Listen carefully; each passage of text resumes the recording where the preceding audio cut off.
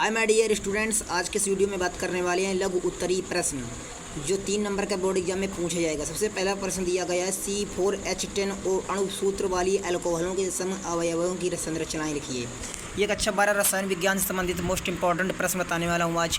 और इसके जस्ट नीचे देखिए आंसर किस प्रकार से लिखा गया है, रिएक्शन सहित पूरा आंसर और हर एक रिएक्शन के नीचे उसको किस प्रकार से बनाया गया है ये भी टाइप कर दिया गया है। दूसरा नंबर देखिए प्रश्न आ गया है, दूसरा नंबर उतना इंपॉर्टेंट नहीं, इसको छोड़ देते हैं। अब बात करते हैं नंबर 3 पर। ये देखिए बहुत इंपॉर्टेंट क्वेश्चन है। क्या क्वेश्चन है देखिए, निम्न अणुभार के अल्कोहल जल में विलय हैं, समझाइए। या फिर अथवा में पूछ सकता है दूसरे टाइप पर कि अल्कोहलों का अणुभार बढ़ने पर जल में इनकी विलयता घटती है। या फिर पूछ सकता है कि अल्कोहलों की जल में विलयता समझाइए। अब इसको देखें किस प्रकार से बोर्ड परीक्षा में सॉल्व करेंगे। प्रथम 3 सदस्य जल में अत्यधिक मिश्रणीय होते हैं क्योंकि इनका अणुभार निम्न होता है। जैसे जैसे अणुभार बढ़ता है जल में विलयता घटती है। जल में विलयता हाइड्रोजन बंध के कारण होती है क्योंकि अल्कोहल तथा जल में उपस्थित OH समूह अत्यधिक ध्रुवीय होते हैं। उच्च सदस्यों में +I प्रभाव के कारण OH समूह कम ध्रुवीय होता है, अतः इसमें हाइड्रोजन बंध बनाने की प्रवृत्ति जो होती है वो कम होती है और ये कम विलय होते हैं। अब देखिए कुछ इस प्रकार से बनाया गया है। सबसे पहले क्या है, जल अणु और उसको हाइड्रोजन आबंधन के साथ, फिर जल अणु को जब आपस में ऐड किया गया तब क्या हुआ, हाइड्रोजन आबंधन, और फिर उसके बाद जल अणु बन गया। कुछ इस प्रकार से ये था हमारा इम्पोर्टेंट प्रश्न। अब बात करते हैं एक और इम्पोर्टेंट प्रश्न की, तो वो देखिए अगला नंबर प्रश्न क्या है, वो प्रश्न नंबर है TNT बनाने की विधि का समीकरण एवं उपयोग लिखिए। या फिर पूछ सकता है कि TNT बनाने की विधि तथा मुख्य उपयोग, आवश्यक रासायनिक समीकरण भी दीजिए।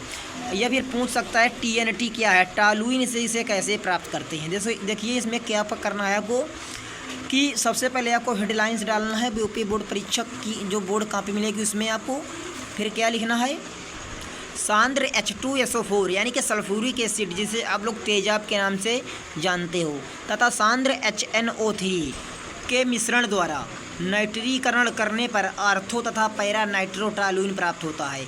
अधिक ताप पर साधूम्र HNO3 के साथ डाई और ट्राई नाइट्रोटॉलुइन TNT यौगिक प्राप्त होते हैं।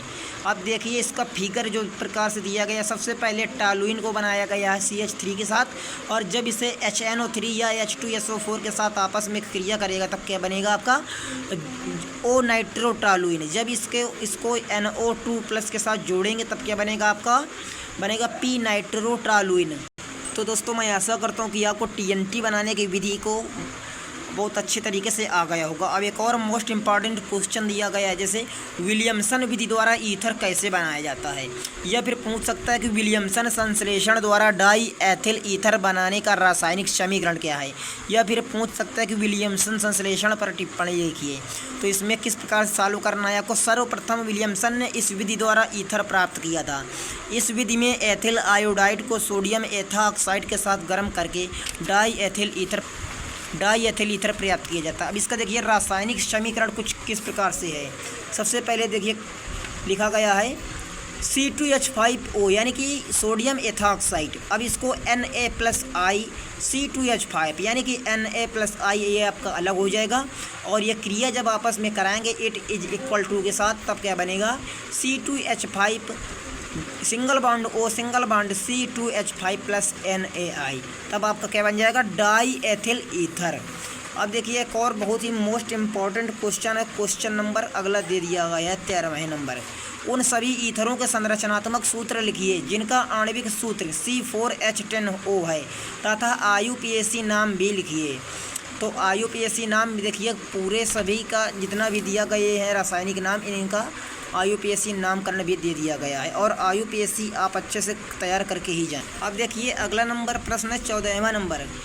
कुछ न्यूमेरिकल टाइप का दिया गया है, लेकिन आपको घबराना नहीं है, बस ये आपका रिएक्शन आना चाहिए तभी आप एग्ज़ाम में क्वालिफाई कर पाओगे। जैसे कि 15वां नंबर प्रश्न दिया गया, समझाइए कि प्रोपेनॉल का क्वथनांक हाइड्रोकार्बन ब्यूटेन से अधिक क्यों होता है। तो देखिए इसका राइट आंसर क्या होगा, ब्यूटेन और प्रोपेनॉल के आणविक द्रव्यमान लगभग समान, यानी कि 58 होता है आपका ब्यूटेन का, और प्रोपेनॉल का जो होता है वो होता है आपका 60 यानी 60। फिर भी प्रोपेनॉल का क्वथनांक ब्यूटेन से अधिक है क्योंकि प्रोपेनॉल में हाइड्रोजन आबंध बनते हैं। अब इसके नीचे देखिए रिएक्शन कुछ इस प्रकार से दिया गया है, लेकिन आपको बिल्कुल भी परेशान नहीं होना है क्योंकि मैंने वीडियो के माध्यम से एक एक जानकारी दे दिया है। तो फिर मिलेंगे ऐसी धमाकेदार रासायनिक विज्ञान के कक्षा 12 के एक और वीडियो में। तब तक के लिए good bye. Thanks for watching for this video.